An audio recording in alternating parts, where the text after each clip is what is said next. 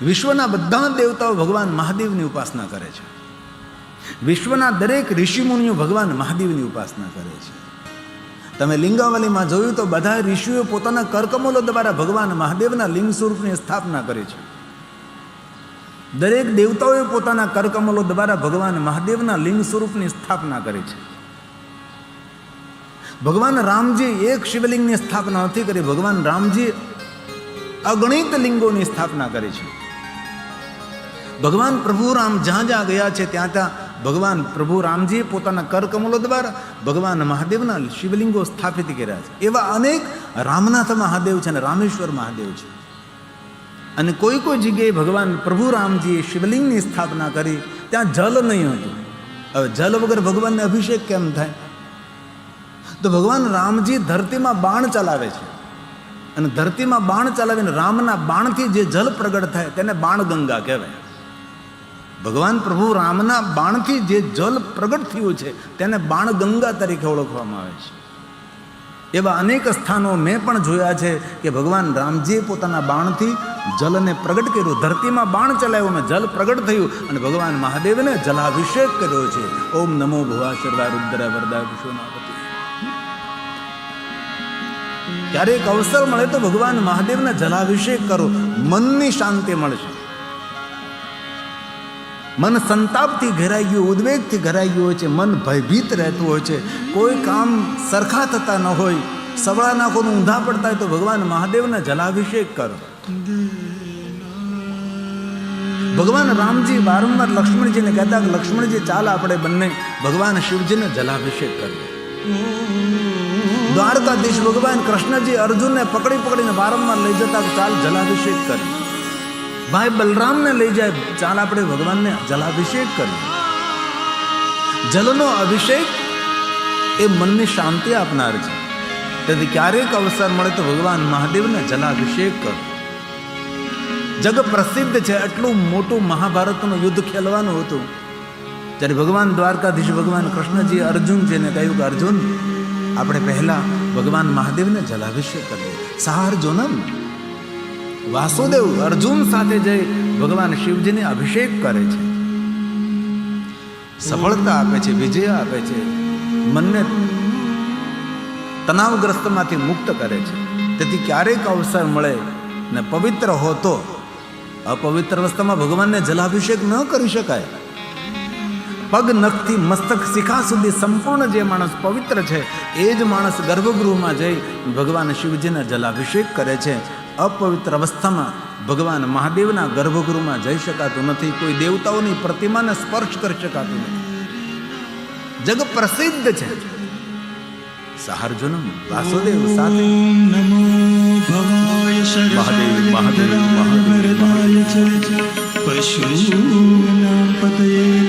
મહર્ષિ વેદ વ્યાસે કહ્યું કાંઈ કોઈ પણ જગ્યાએ ભગવાન મહાદેવનું લિંગ સ્વરૂપ હોય, આજુબાજુ કોઈ જલાશય હોય, એ જલ સામાન્ય જલ નથી.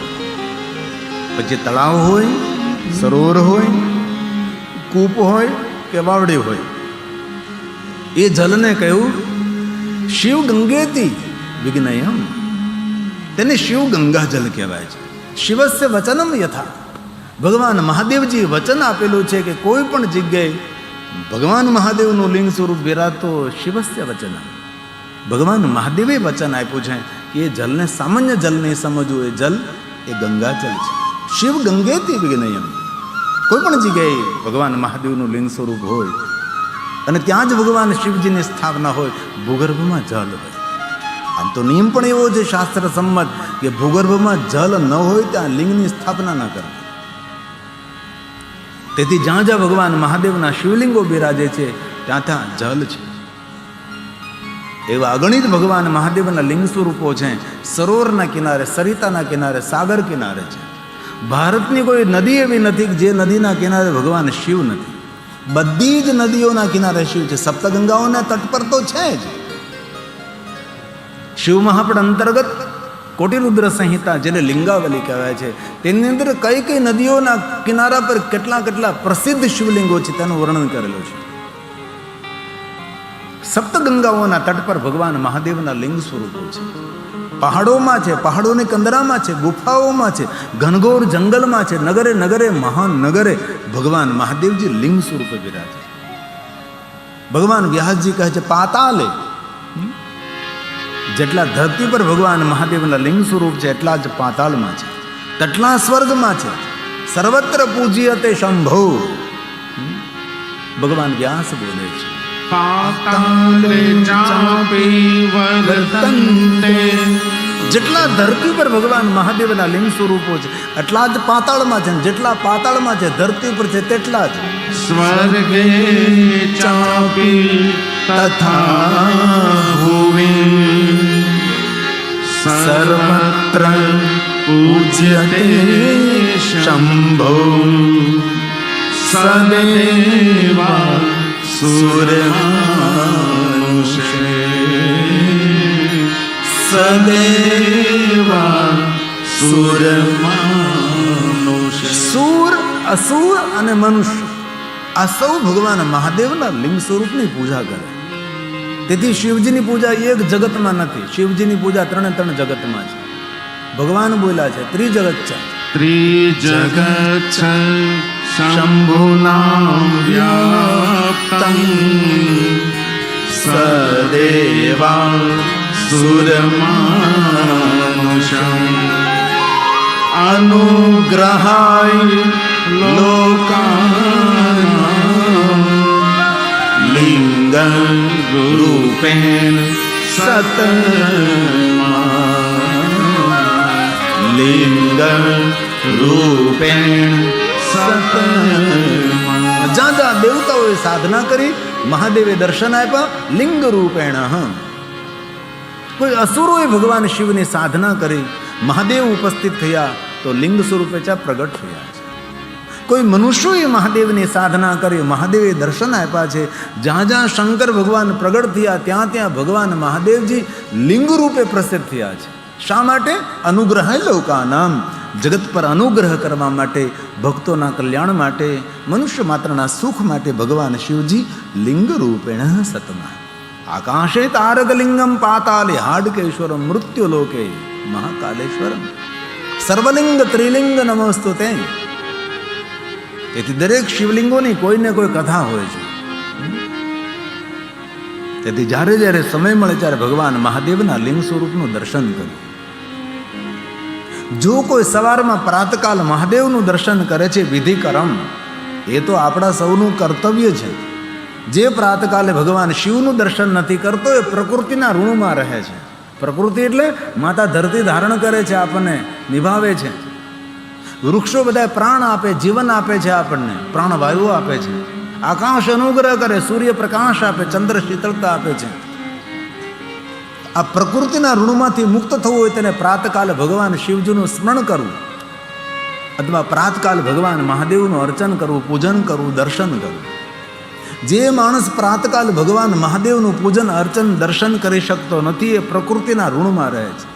તેથી સવાર સવારમાં આંખ ખુલે બ્રહ્મ મુહૂર્તમાં તો એ સમયે ભગવાન શિવનું ખૂબ સ્મરણ કરવું. પ્રકૃતિના ઋણમાંથી જીવાત્મા મુક્ત રહે છે. મધ્યાહને કામે કમ, જ્યારે મધ્યાહને ભગવાન શિવને યાદ કરીએ છીએ ત્યારે ભગવાન શિવજી આપણી કામનાની પૂર્તિ કરે છે. તેથી શિવજીની પૂજા મધ્યાહને થાય છે. 12 વાગે શંકરની આરતી થાય. દિવસના 12 વાગે પણ ભગવાન મહાદેવની પૂજા આરતી આપણે કરીએ છીએ અને રાત્રના 12 વાગે પણ ભગવાન શિવજીની પૂજા આરતી કરીએ છીએ. જે રાતના 12 વાગે મહાદેવનું દર્શન કરે તેના જીવનમાં અજ્ઞાનરૂપી દુઃખરૂપી અંધકાર ના આવે અને દિવસના 12 વાગે જે શિવજીનું દર્શન કરે, પૂજન કરે, અર્ચન કરે છે તેનો હંમેશા સૂરજ ચમકતો રહે. જ્ઞાન, ભક્તિ, વૈરાગ્ય તેના જીવનમાં સૂર્યની જેમ પ્રકાશિત રહે છે. તેથી દિવસના 12 વાગે શંકર ભગવાનના દર્શનનો મહિમા છે. રાત્રિના 12 વાગે કોઈ દેવનું દર્શન ન કરી શકાય, રાત્રિના 12 વાગે મહાદેવનું દર્શન થઈ શકે છે. મહાદેવની પૂજા રાતના 12 વાગ્યા તો 3 વાગ્યા સુધી કરી શકાય છે.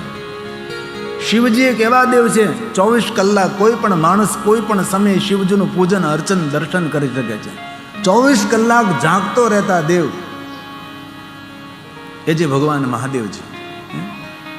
કોઈ પણ સમયે કોઈ પણ માણસ શિવજી પાસે જઈ શકે છે. પણ દુર્ભાગ્ય મનુષ્યો જતા નથી.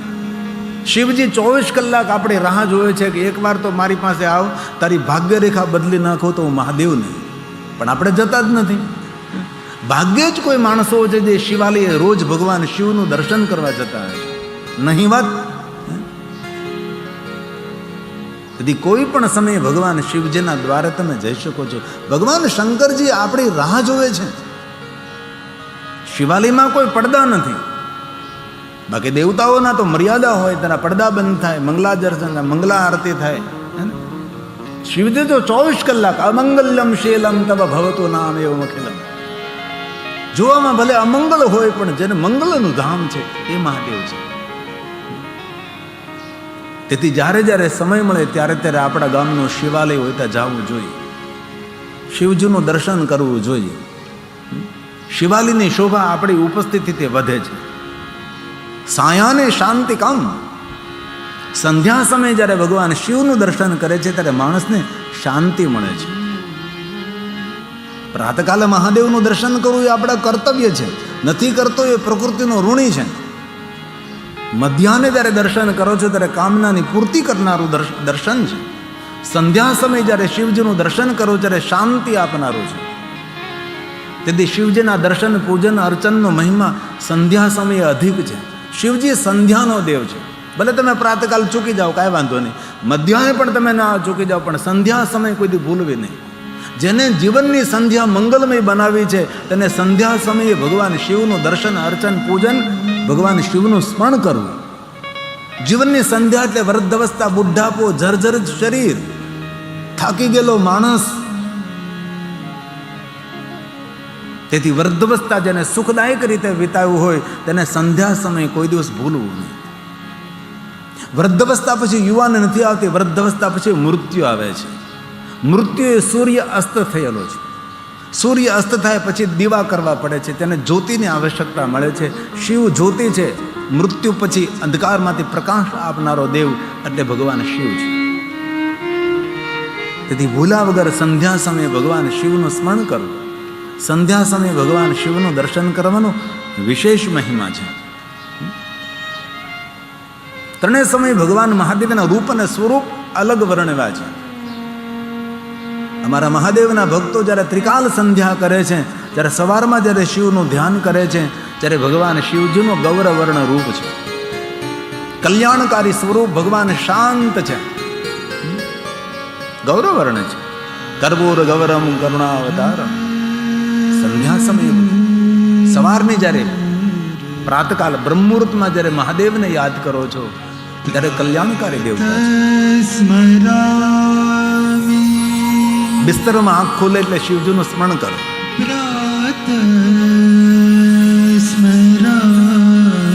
કોઈ પણ માણસની ઊંઘ બ્રહ્મુહૂર્તમાં ઉઠે જ, તેને બ્રહ્મ જગાડે પણ એ પાછો હોઈ જાય છે ગુંડલો વળીને, જાગતો નથી. જાગો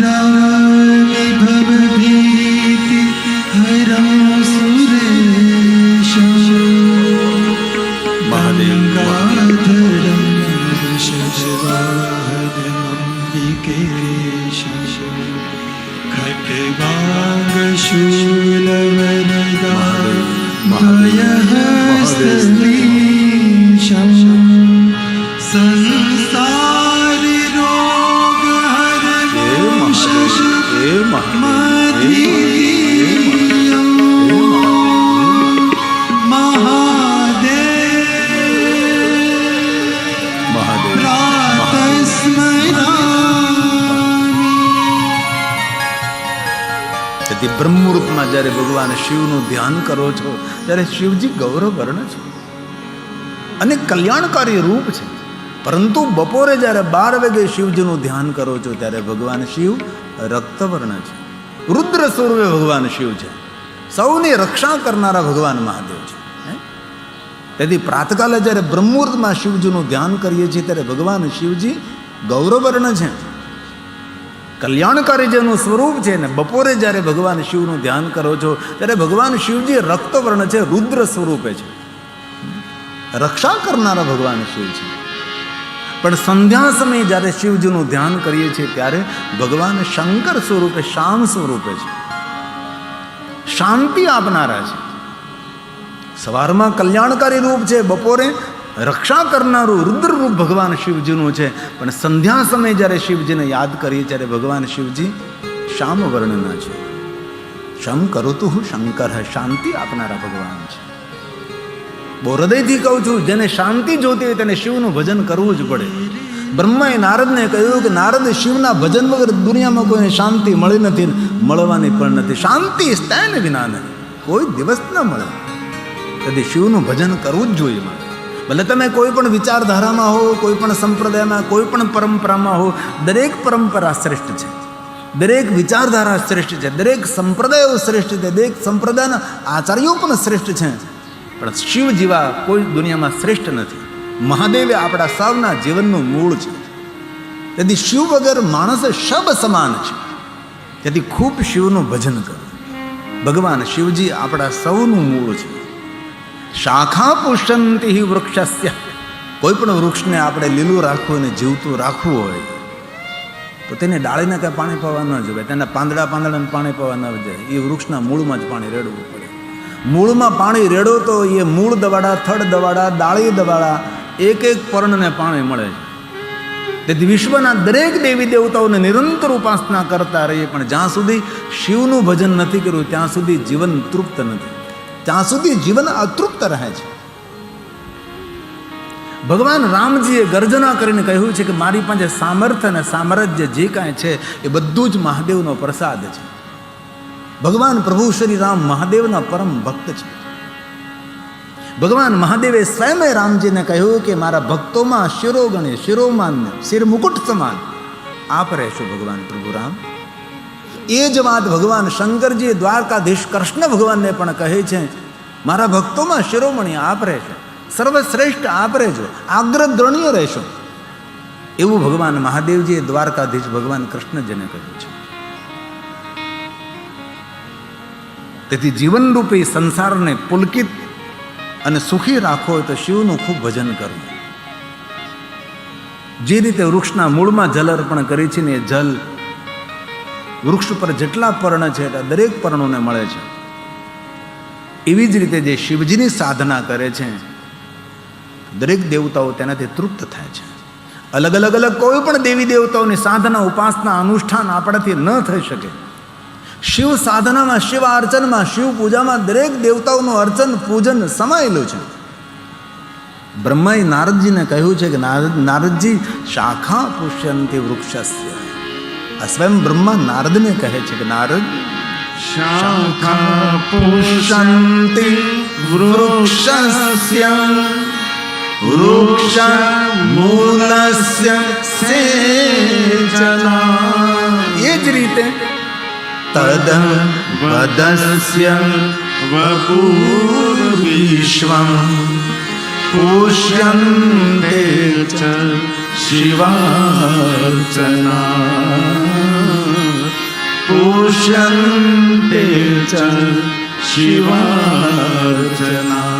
જેને શિવજીનું અર્ચન કરી લીધું છે તેનાથી દેવતાઓ બધા તૃપ્ત બને છે. આપણે સર્વ દેવતાઓનું પૂજન કરવા ક્યારે જવાના ભાઈ? સર્વ પિતૃને તૃપ્ત કરવા ક્યારે જવાના? આ બધી જ વસ્તુઓ આપણે એક સાથે નથી કરી શકવાના. તો દેવતાઓને, તીર્થોને, પિતૃઓને, ગ્રહોને, નક્ષત્રોને સૌને સાથે તૃપ્ત કરવા હોય તો ભગવાન શિવનું અર્ચન કરે, શિવાર્ચન કરે.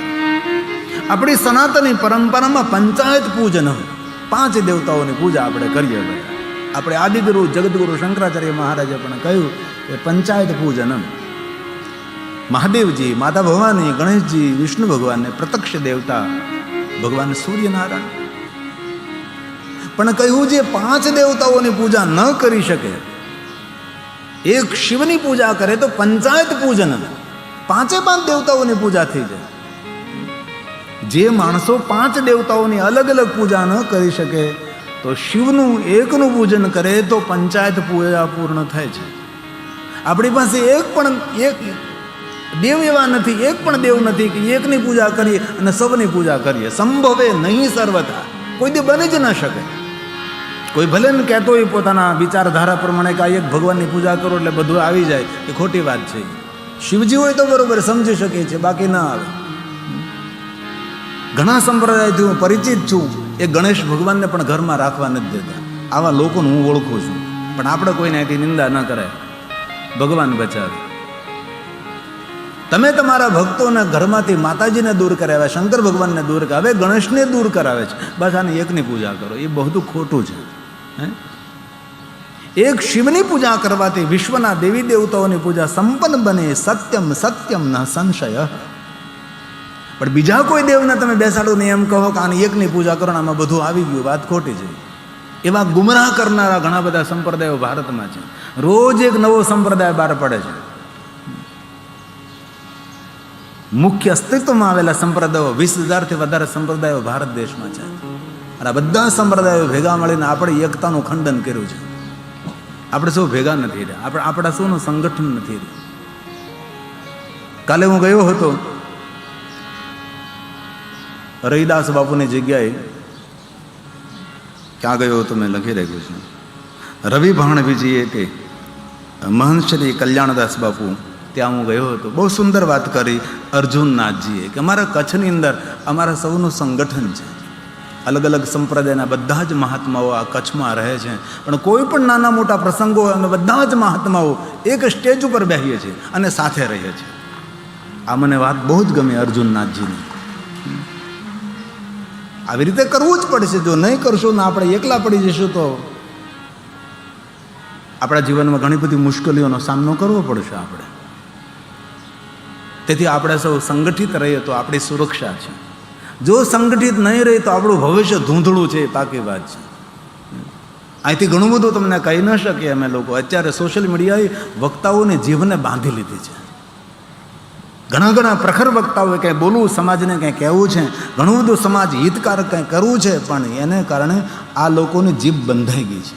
છૂટછાટથી લોકો બોલી શકતા નથી. તેથી કચ્છની ધરા પર આપ સંગઠિત રહેજો તો જ આપણી સુરક્ષા છે. નગર આપણા માનનીય વડાપ્રધાન કે કચ્છને હું કાશ્મીર બનાવીશ, બની જતા વાર નહીં લાગે.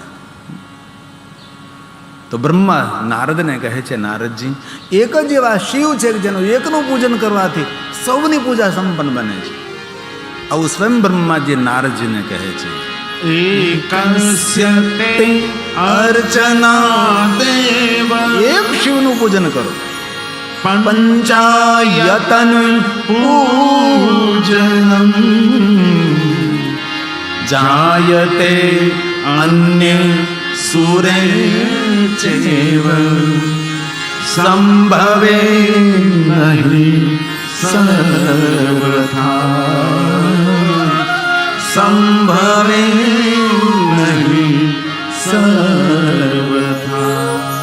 તો આદિ પૂજા, મૂળ પૂજા, પહેલી પૂજા, શ્રેષ્ઠ પૂજા, સર્વોપરી પૂજા, આ જગતની કોઈ પહેલી પૂજા હોય તો લિંગ પ્રધાન્ય સ્થાપ્યમ, ભગવાન મહાદેવના નિરાકાર લિંગ સ્વરૂપની પૂજા એ પહેલી પૂજા છે.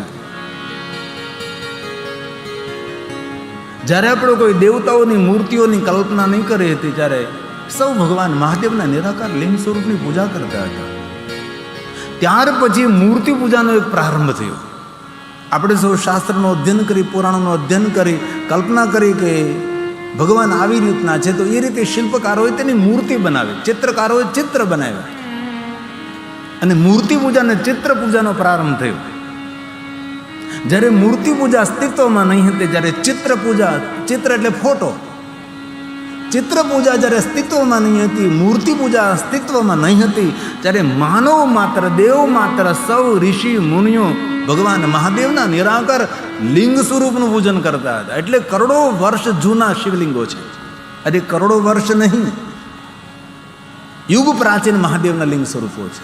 કલ્પ પ્રાચીન મહાદેવના લિંગ સ્વરૂપો છે. મનવંતર પ્રાચીન ભગવાન શિવજીના લિંગ સ્વરૂપો છે. ક્યારેક અવસર મળે ને તમે ઉજ્જૈન જાઓ ને તો ઉજ્જૈનની અંદર મહાકાલેશ્વર મહાદેવનું આપણું જ્યોતિર્લિંગ છે. તેનાથી પણ પ્રાચીન ભગવાન મહાદેવના 84 લિંગો ત્યાં છે, જેને 84 મહાદેવ કહેવાય છે. આપણે ઉજ્જૈનમાં જઈ શિવપ્રિયા શિવપરાંદીમાં સ્નાન કરી શિવપરાંદીના તટ પર ભગવાન મહાદેવજી મહાકાલ સ્વરૂપે બિરાજે છે. પણ એ મહાકાલ ઉજ્જૈન નગરીમાં, અવંતી નગરીમાં 84 મહાદેવના લિંગ સ્વરૂપો છે અને એ કલ્પ પ્રાચીન છે, યુગ પ્રાચીન લિંગ સ્વરૂપો છે. ક્યારેક અવસર મળે તો ઉજ્જૈનમાં રોકાય અને યાત્રા કરવી જોઈએ. 3 થી 4 દિવસ લાગે. બહુ તમે ઝડપ કરો ને વહેલા નીકળી જાઓ, સાંજે મોડે સુધી ફરો તો 2 દિવસમાં થઈ શકે છે. મને 2 દિવસ લાગ્યા હતા શૂટિંગ સાથે. પૂરી ટુકડી સાથે હું ગયો હતો કે આ લોકો સુધી આ વાત પહોંચવી જોઈએ. એવા અગણિત ભગવાન મહાદેવના લિંગ સ્વરૂપો છે જેની વાત જન જન સુધી પહોંચી નથી. અનસુની રહી, અનકહી રહી. ક્યારેક વારાણસી તમે જાઓ તો વારાણસીમાં તો એટલા મહાદેવના લિંગ સ્વરૂપો છે કે સંખ્યાના વિદ્યતે કોઈ અત્યાર સુધીમાં ગણતરી કરી શક્યું નથી. એટલા લિંગ સ્વરૂપો કાશીનગરમાં છે. ગલી ગલીમાં ભગવાન મહાદેવના લિંગ સ્વરૂપો છે. જેટલા ધરતી ઉપર લિંગ સ્વરૂપો છે એટલા જ લિંગ સ્વરૂપો કાશીનગરમાં બિરાજે છે. અન્યતરવા સ્થળે, અન્ય સ્થળોએ ભગવાન મહાદેવના લિંગ સ્વરૂપો છે. જ્યારે કોઈ ચિત્રનો અસ્તિત્વ માની, મૂર્તિ અસ્તિત્વ માની, ત્યારે ભગવાન મહાદેવના લિંગ સ્વરૂપની પૂજા કરતા હતા. અને પછી ધીમે ધીમે મૂર્તિ પૂજાનો પ્રારંભ થયો. જો આપણે ભારતીય મૂર્તિ પૂજક હોય તો પૂરેપૂરી આખા ભારતની મૂર્તિઓ એક સરખી હોવી જોઈએ, પણ એક સરખી નથી. કારણ કે આપણી કલ્પનાથી મૂર્તિઓનું આપણે સર્જન કર્યું છે. તેથી આપણા ગુજરાતીઓની મૂર્તિ સ્વરૂપ, તેનો પહેરવેશ, ગણવેશ બધું અલગ છે. આપણે ઓડિશા બાજુ જઈએ તો ઓડિશાની અંદર મૂર્તિના રૂપ, રંગ, પહેરવેશ, ગણવેશ બધું અલગ છે. નૈવેદ્ય પણ અલગ છે, તેના નૈવેદ્યો પણ અલગ છે. અને ક્યારે ભુવનેશ્વરમાં જવાનું થાય તો ભુવનેશ્વરમાં 1 લાખથી વધારે મહાદેવના લિંગ સ્વરૂપો છે. 1 લાખથી વધારે છે. લિંગરાજ બિરાજે છે ભુવનેશ્વર મહાદેવ. એના પરથી ભુવનેશ્વર શહેર છે, ઓડિશાનું શહેર છે ને, રાજધાની ભુવનેશ્વર. તો એ ચક્રવર્તી લિંગ છે, લિંગરાજ ભુવનેશ્વર છે. એટલું પ્રાચીન મહાદેવનું લિંગ સ્વરૂપ છે. અને આજુબાજુમાં લગભગ 1 લાખથી વધારે ભગવાન મહાદેવના લિંગ સ્વરૂપો ભુવનેશ્વરમાં છે. ઓડિશામાં તો કેટલા છે કોઈ ગણતરી ન કરી શકે. અને ક્યારેય તમે જગન્નાથ ભગવાનનું દર્શન કરવા તો જગન્નાથ ભગવાનના પરિસરમાં 58 શિવલિંગો છે. આજુબાજુમાં બહુ પ્રાચીન મહાદેવના લિંગ સ્વરૂપો છે. પણ આપણે જગન્નાથ ભગવાનના દર્શન કરીને આવતા રહીએ છીએ, એના પરિસરમાં કેટલા પ્રાચીન મહાદેવના લિંગ સ્વરૂપો છે તેનું આપણે દર્શન નથી કરતા. ક્યારેય તમને જગન્નાથ ભગવાનનું દર્શન કરવાનો અવસર મળે, જગન્નાથપુરી, ત્યાં માર્કંડ તળાવ છે. ત્યાં એ માર્કંડ તળાવના કિનારે બેસીને માર્કંડ ઋષિએ તપ કર્યું હતું. અને સ્વયં ભગવાન શંકરજી માર્કંડ ઋષિને ચિરંજીવીનું વરદાન આપ્યું હતું. આપણા આચાર્યો આપણને આશીર્વાદ આવે, માર્કંડ આયુષ્ય ભવે. માર્કંડ ઋષિ જેટલું જીવે એટલું તમે જીવો. તો માર્કંડેશ્વર મહાદેવનું લિંગ સ્વરૂપ ત્યાં માર્કંડ તળાવના કિનારે બિરાજે છે, જે ખંડિત છે તો પણ પૂજ્ય છે. કારણ કે શિવજીએ માર્કંડ ઋષિને કહ્યું હતું કે કોઈ શિવલિંગ ખંડિત પૂજા ન થાય, પણ આ શિવલિંગમાંથી હું પ્રગટ થયો છું, શિવલિંગ તૂટી ગયું છે અને ખંડિત થયું છે, તો પણ આ ખંડિત શિવલિંગનું પૂજન કરવાથી માણસનું જીવન અખંડિત રહેશે. આવું ભગવાન માર્કંડેશ્વર મહાદેવનું સુંદર લિંગ સ્વરૂપ છે. અગણિત ભગવાનમાં કેટલા લિંગ સ્વરૂપો ધરતી પર છે. આપણા કચ્છની ધરતી પર કેટલા લિંગો છે.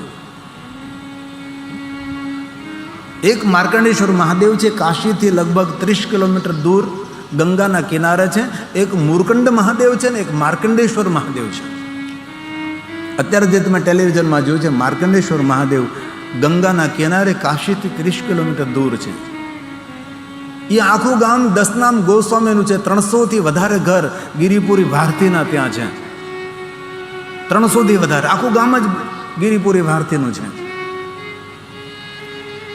અને માર્કંડેશ્વર મહાદેવની પૂજામાં સૌ સમર્પિત છે. સુંદર તીર્થ છે મૂર્કંડેશ્વર મહાદેવ. માર્કંડ ઋષિના પિતાના નામથી શિવલિંગ છે, માર્કંડ ઋષિના નામથી શિવલિંગ છે. કાશીથી થોડે દૂર સારંગેશ્વર મહાદેવ છે ને સોમેશ્વર મહાદેવ છે. સારંગ દક્ષનો પુત્ર હતો ને સતીનો ભાઈ હતો. કોઈ કાન ભંભરણી કરી સારંગની કે તારી બહેનને શમશાનિયા બાબા સાથે પરણાવી દીધી છે. ત્યારે જ્યારે સતીના લગ્ન થયા ત્યારે સારંગ પાઠશાળામાં ભણતો હતો. તેથી સતીના વ્યવમાં સારંગને તેડાવ્યો નહીં હતો. અને પછી ભણીને સારંગ આવે છે પ્રજિષ્ઠ નગરીમાં, ત્યારે કોઈ તેને કહ્યું કે તારી બહેન સતીને એક બાવા સાથે પરણાવી દીધી છે, ભિક્ષા માગીને ખાય છે અને સ્મશાનમાં રહે છે. તો અનેક સોના ચાંદી હીરા મોતી બધું જ લઈને આ સારંગ એમના બહેન સતીને મળવા માટે આવે છે. મારા પિતાજી આવી ભૂલ કરી, રાજમહેલમાં રહેતી મારી બહેન સતીને એક સ્મશાનમાં રહેતા બાવા સાથે પરણાવી દીધી. અને સારંગ આવે છે અને યાત્રા કરતા કરતા ખૂબ થાકી જાય છે અને એક જગ્યાએ વિશ્રામ કરે છે. અને વિશ્રામ કરે તેને નિંદ્રા આવે છે. અને નિંદ્રામાં ભગવાન શિવજી સપનામાં તેને સારંગની બહેન સતી સોનાના રાજમહેલમાં છે એવું દેખાય છે. અને સપનામાં તેને શિવનું દર્શન થાય છે. અને સારંગ મનોમન શિવજીની ક્ષમા માગે છે અને ભગવાન શિવ ત્યાં પ્રગટ થાય છે. અને આ સારંગને પૂરી કાશી સુવર્ણની દેખાડે છે. અને ત્યારે સારંગ ભગવાન શિવની સ્તુતિ કરે છે. તેથી બે શિવલિંગો છે, જ્યાં સારંગ બેઠો હતો ત્યાં સારંગેશ્વર મહાદેવ છે, અને જ્યાં શિવજી ઊભા હતા ત્યાં સોમેશ્વર મહાદેવ છે. તેથી આ બંને શિવલિંગો યુગ પ્રાચીન છે. બીજું શિવલિંગ આ સોમેશ્વર છે જે અભિષેક થાય, બીજું છે એ સારંગનાથ મહાદેવ છે. એક એક શિવલિંગની અદ્ભુત અદ્ભુત કથાઓ છે. માણસનું જીવન અધૂરું રહી જાય પણ શિવલિંગોની કથા પૂર્ણ ન થાય, એવા ભગવાન મહાદેવના લિંગ સ્વરૂપોની સુંદર સુંદર કથાઓ છે. આપણું કચ્છ પ્રાંત તો બહુ જ ભાગ્યવાન છે, કાંઈ તો બહુ જ પ્રાચીન પ્રાચીન ભગવાન મહાદેવના સ્વયંભૂ લિંગ સ્વરૂપો બહુ જ આવેલા છે. શિવ મહાપડ ગ્રંથમાં કહ્યું છે 1000 સ્થાપિત શિવલિંગની પૂજા કરો, જે ફલ મળે એ ફલ એક સ્વયંભૂ શિવલિંગની પૂજા કરવાથી મળે છે. અને 1000 સ્વયંભૂ શિવલિંગની પૂજા કરો, જે ફળ મળે એ ફળ એક ઉપલિંગની પૂજા કરવાથી પ્રાપ્ત થાય છે. અને 1000 ઉપલિંગોની પૂજા કરો એ ફળ એક જ્યોતિર્લિંગનું દર્શન કરવા માત્રથી પ્રાપ્ત થાય છે. તેથી જ્યોતિર્લિંગનો અદ્ભુત મહિમા છે. જેટલા જ્યોતિર્લિંગો છે એટલા તેના ઉપલિંગો છે, આટલા સ્વયંભૂ શિવલિંગો છે. સ્થાપિત શિવલિંગો તો અકલ્પનીય, અગણિત. સાધુ બ્રાહ્મણ, સાધુ સંત, મહાપુરુષ, રાજા મહારાજા, સતી નારીઓ, શિવજીના ભક્તો દ્વારા જે શિવલિંગની સ્થાપના કરવામાં આવે તેને સ્થાપિત શિવલિંગ કહેવાય છે. દેવતાઓની પ્રાણ પ્રતિષ્ઠા થાય છે, મહાદેવની સ્થાપના થાય, મહાદેવની પ્રતિષ્ઠા થાય છે. દેવતાઓમાં પ્રાણ પૂરવા પડે છે. શિવ જગતનો પ્રાણ છે, તેમાં આપણે પ્રાણ પૂરી શકતા નથી, તેથી તેની પ્રતિષ્ઠા થાય છે, તેમની સ્થાપના થાય છે. તેથી વિશ્વના દરેક દેવી દેવતા ઋષિ મુનિઓ સૌએ ભગવાન મહાદેવજીના શિવલિંગોની સ્થાપના કરી છે. શિવપુરાણમાં એક ક્રમ બતાવ્યો છે કે એક શિવલિંગની સ્થાપના કરવાથી જીવનમાં કેવી મંગલમય ઘટના બને. 2 શિવલિંગો, 3 શિવલિંગો, 4 શિવલિંગો, 5 શિવલિંગો, 6 શિવલિંગો, 7 શિવલિંગો, આમ અનેક કેટલા શિવલિંગોની સ્થાપના કરવાથી જીવનમાં કેવી મંગલમય ઘટનાઓ બને છે તેનું સુંદર નિરૂપણ ભગવાન વ્યાસજીએ શિવ મહાપડ ગ્રંથમાં કર્યું છે. તો પ્રશ્ન એ થાય કે આ શિવલિંગની પૂજાનો પ્રારંભ કોને કર્યો? પ્રશ્ન તો થવો જોઈએ ને કે આ ભગવાન મહાદેવના લિંગ સ્વરૂપની પૂજાનો પ્રારંભ થયો કોને કર્યો? કારણ કે કોઈ સંપ્રદાય નહીં, કોઈ વિચારધારા નહીં, કોઈ અવતાર નહીં. જ્યારે સૌ ભગવાન મહાદેવના લિંગ સ્વરૂપની પૂજા કરતા હતા. આપણે અવતારને ભગવાન માના, અવતારના નામથી વિચારધારા પ્રગટ થઈ, સંપ્રદાયો પ્રગટ થયા. નહીં સંપ્રદાય, નહીં કોઈ આચાર્ય, નહીં કોઈ વિચારધારા, નહીં કોઈ અવતાર પરંપરા, નહીં કોઈ મૂર્તિ પરંપરા. ત્યારે ભગવાન મહાદેવના લિંગ સ્વરૂપની પૂજાનો પ્રારંભ થયો. અને આ પ્રારંભ કોને કર્યો, કઈ રીતે કર્યો? પહેલી પૂજા ભગવાન મહાદેવના શિવલિંગની કોણે કરી? કોઈ તો હોય કે જેને પ્રથમવાર ભગવાન મહાદેવની શિવલિંગનું દર્શન કર્યું છે, પ્રથમવાર જેને ભગવાન મહાદેવને અભિષેક કર્યો છે, પ્રથમવાર મહાદેવનું જેને પૂજન કર્યું છે, દર્શન કર્યું છે, તે કોઈ તો હોય ને. તો કોણ છે? કોઈ નહીં. 2 દેવતાઓ. કોણ? 2 લિંગાષ્ટક. બ્રહ્મા